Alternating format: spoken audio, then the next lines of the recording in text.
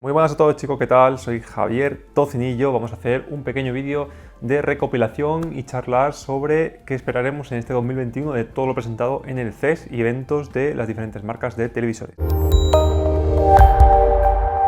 Bueno, pues como comento, mucha gente me ha preguntado y me ha pedido por privado y por el foro también si podíamos hacer una especie de recopilatorio de todo lo presentado en el CES y de las diferentes marcas. Esto es lo presentado por Samsung, Sony, Panasonic, LG y Philips en cuanto a Smart TV para 2021. Como sabéis, si queréis profundizar en todo lo presentado, características y demás, podéis entrar en esos vídeos o bien en las noticias que hemos publicado a lo largo de este mes en AVPasión. Este vídeo no vamos a hacer una explicación de todos los modelos, pero sí vamos a intentar charlar, debatir, explicar un poquito por encima lo que nosotros pensamos, o yo al menos a título personal, espero de las Smart TV 2021, los grandes cambios que han sufrido con respecto a la de 2020 y cuál creo que va a ser la más interesante o las más interesantes de este año. Así que vamos a ver. Empezando por las OLED, que es, sabéis que es la gama alta, la gama tope, el flagship de todas las marcas, a excepción de Samsung. En todas las marcas ha pasado una cosa muy curiosa y es que este año, como he explicado en los diferentes vídeos, el salto es muy grande. En el caso de todas, excepto Samsung, el salto más grande es en cuanto a conectividad. Sabéis que pasamos del HDMI 2.0, que tenían todas las marcas, a excepción de LG, que montaba el 2.1, saltan por fin al HDMI 2.1. Eso implica una serie de ventajas enormes para los jugadores. Tenéis soporte 4K a 120 Hz para aquellos que podáis disfrutar de juegos a tal tasa de frames. Las consolas dudo que haya juegos que aprovechen esa tasa de frame rate, pero sí que podéis utilizar PCs de gama alta que lleguen a esos frames, así que aquellos que podáis disfrutar de ellos os veréis bastante beneficiados. Luego tenéis también una cosa muy interesante dentro del HDMI 2.1 que se suele obviar.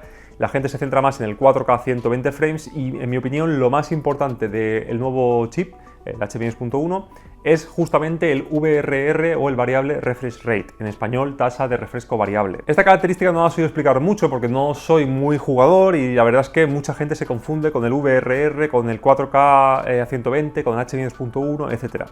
El VRR básicamente lo que hace es, si detecta que, por ejemplo, nuestro juego, en lugar de estar a 60 frames o a 40 frames, mete un bajón, por ejemplo, a 20 o a 35 frames, nos duplica esos frames por segundo para hacerlo compatible con una tasa más alta de refresco. Me pongo un ejemplo que va a ser más sencillo de entender. Si, por ejemplo, estamos jugando un videojuego que va a 60 frames estables, a 4K 60 frames, y hace un bajón a 24, por ejemplo, la tecnología VRR, bien sea la estándar, que es la VRR del HDMI 2.1, bien la FreeSync, bien la G-Sync, que son las de AMD y de Nvidia respectivamente, lo que hará básicamente es duplicar esos frames, es decir, de los 24 lo duplicará, no los frames, sino nos mostrará dos veces los 24 frames, ¿vale? Que se llama pull down 2.2.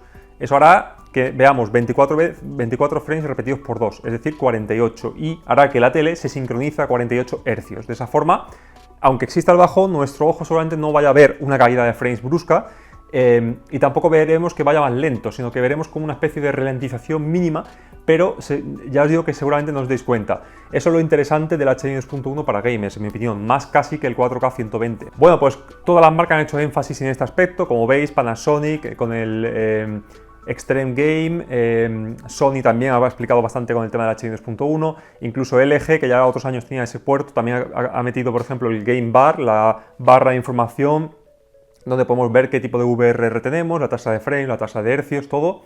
Igual también que Samsung y Philips. Como veis, como digo, todas las marcas están muy enfrascadas en ese cambio de HDMI 2.0 a HDMI 2.1, también porque es año de lanzamiento de consolas, que salieron hace poquito, la Play 5 y la Xbox Series X, así que han aprovechado para dar el salto en el 2021. Sin embargo, no es la única novedad, como digo, este año no es como otros, que es un cambio mínimo con respecto al anterior, sino que en tecnología OLED tenemos un cambio sustancial. Los cambios sustanciales, los cambios grandes en la tecnología OLED se dan aproximadamente cada 3-4 años, más o menos, cada 4 años. El primer cambio grande desde su lanzamiento en 2013 fue en el 2016, con la aparición de los paneles OLED que todos conocemos en la actualidad, que rondaban un brillo de 650-700 nits. Y en 2021 aparece una nueva generación de paneles que promete llegar a más de 1000 nits. Hablamos de la LG Evo, que de momento, que sepamos, solamente va a montar la G1, en el que se ha introducido una nueva estructura azul, que en un principio en alguna ocasión creímos que era TAF, pero no es TAF, es un nuevo emisor azul que sí, es parecido a la tecnología TAF, pero no es igual.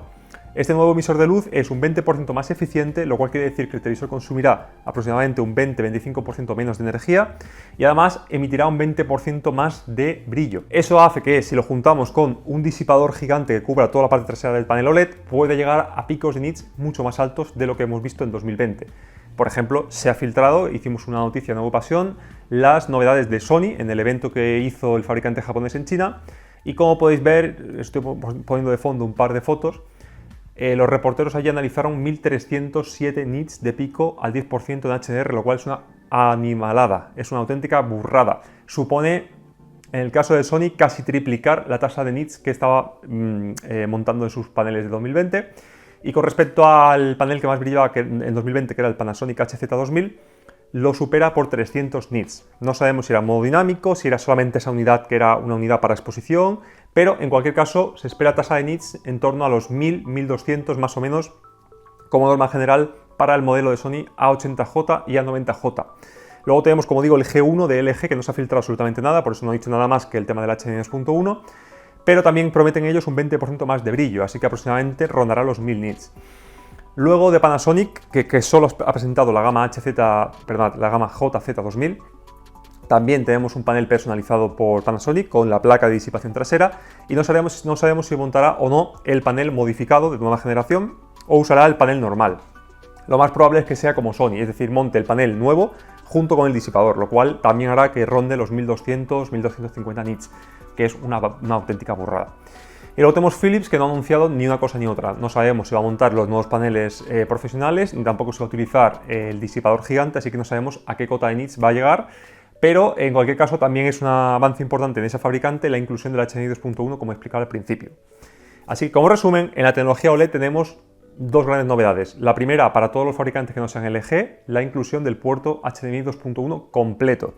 En algunos, como por ejemplo Philips, sabemos que es de 48 GB por segundo, en otros no sabemos la tasa de gigabit. Y la segunda novedad, para mí la más importante, dado que casi no voy a jugar, es la nueva generación de paneles OLED, como he explicado hasta ahora, que por lo menos sabemos que 3 de los 4 fabricantes van a montar en alguna de sus líneas. Panasonic en la JZ2000, Sony en la A90 y A80J y LG en la gama G1.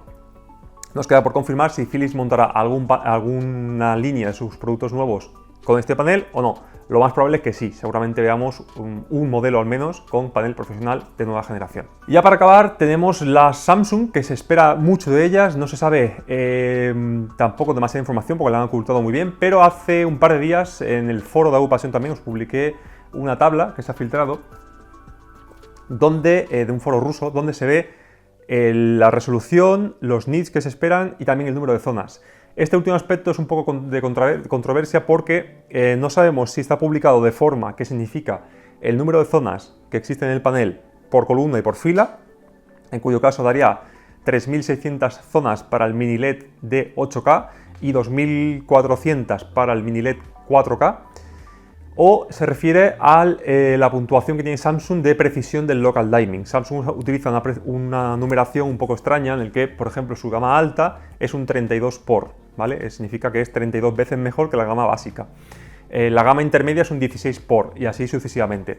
En este caso creo que es un 48 por, lo cual nos daría un número de zonas más o menos de 1200, más o menos como la LG presentada en el CES.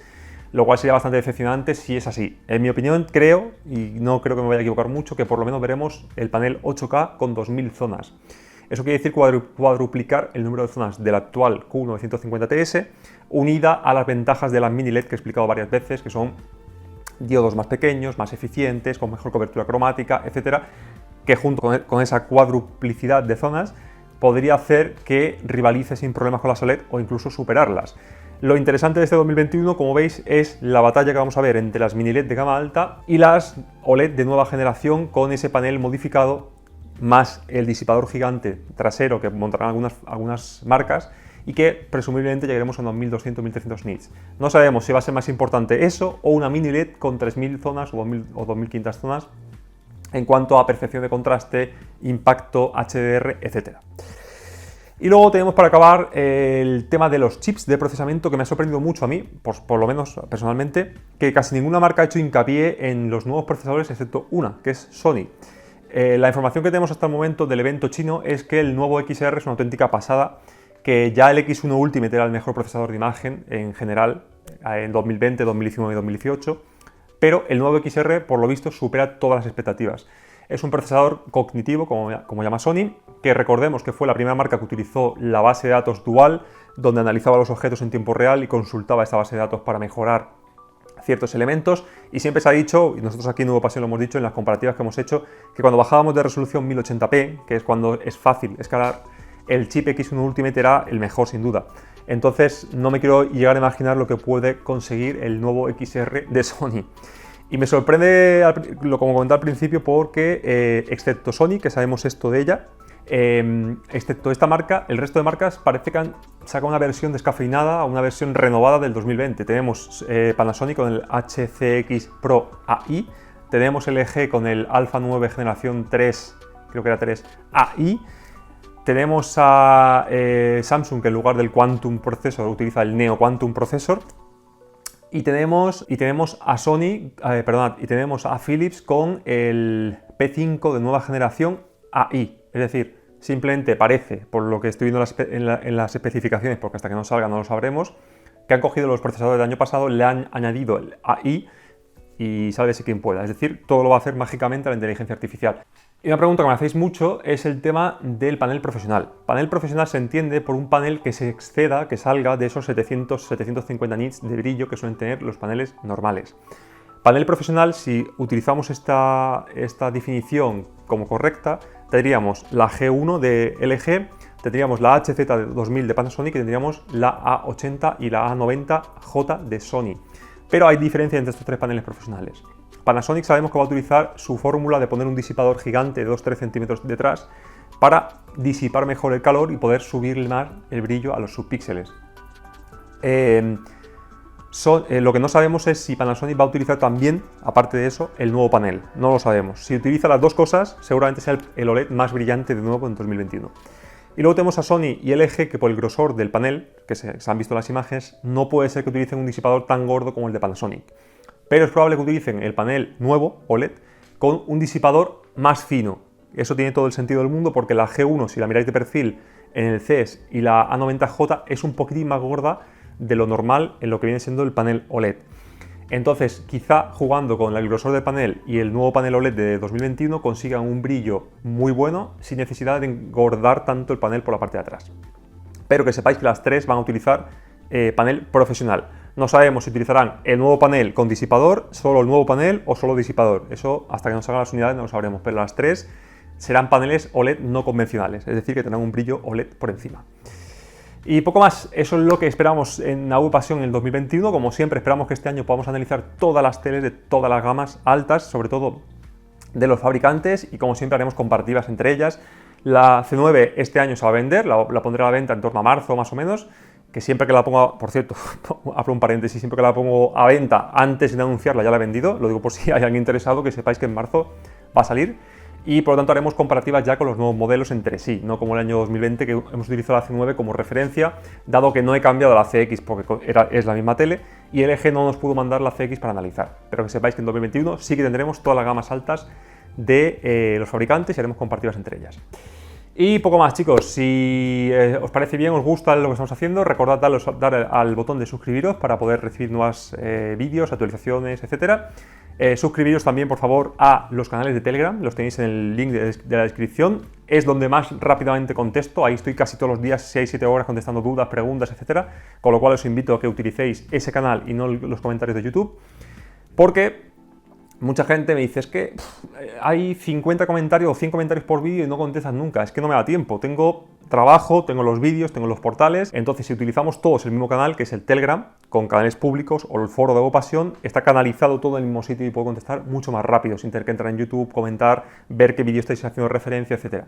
Lo dicho, tenéis canal de Nuevo Pasión, tenéis canal de televisores solamente específico de televisores y tenéis el canal de oferta, que está muy bien porque muchísimas veces salen ofertas flash de un día, un televisor a un 50% y ahí la podéis cazar.